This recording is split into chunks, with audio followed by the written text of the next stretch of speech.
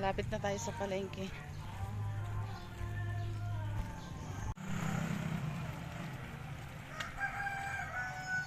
Ayan oh.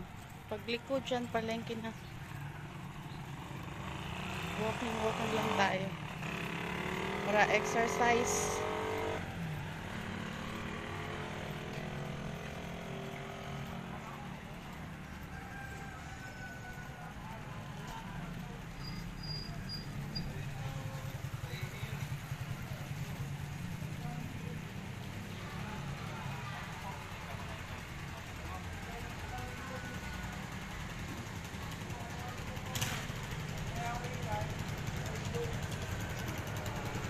Yan, lakad tayo.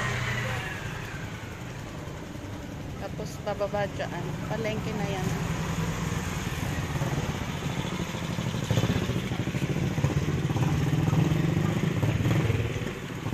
Lapit lang ito sa amin. Ano lang, 10 to 15 minutes. Depende kung mabagal maglakad. Ayan o. Ayun yung talaga ng tricycle sa taas. Dito sa baba yung isdaan. Ayan, ito na ang palengke oh. Ayan, may mga isda. Mayroon dyang karne. Ayan ang mga isda. Ayan mga karne. Ayan guys, dito na tayo sa palengke. Ito yung ating mga isda. Oh, bumili ako niyan. Yung bisugo na yan. Ayan, tapos meron ding hiwas. Ayan po. Sarap ang prito po yung bisugo. Pwede rin po yung pang paksiw. Ayan po yung mga isda na yan po ay pampaksiw, pamprito. Ayan po may GG. Ayan, may talakitok na madidilaw na yan. Ayan po oh. Masarap po yung malasa. Yan pong nabili ko na yan. Ayan po. At gusto daw na magtitinda ay sila ay videohan din. O, ayan. Nagpa-video. Ayan po. O. Mga tindera.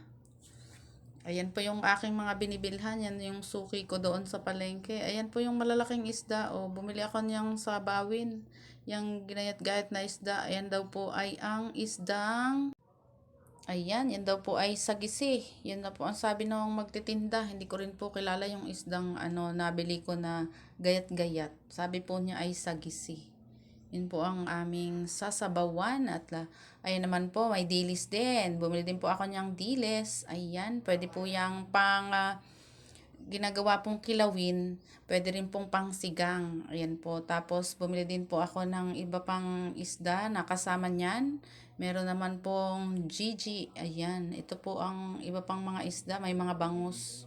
Hindi naman po ako bumili ng bangus. Binili ko na lang po ay yung tilapia.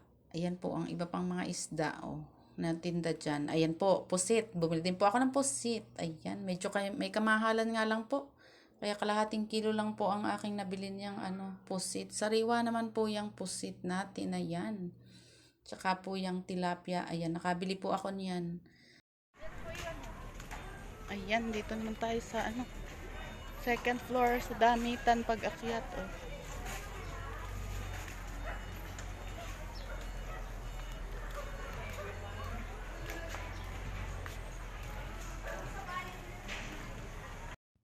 Ayan, ito naman po ang mga kakanin. Meron po tayo dyang butchi na may palaman po yung munggo. Tapos meron pong puto. Ayan po, meron din yung tinatawag na po yan, kakanin na yung bigas na hinalo. Yun pong malagkit. Ayan po oh. Tsaka ito po yung pilipit ang tawag sa amin yan. Yung pong ng matamis. Ayan oh, ube. At meron pong bitso. Ayan po yung mga kakanin doon sa palengke.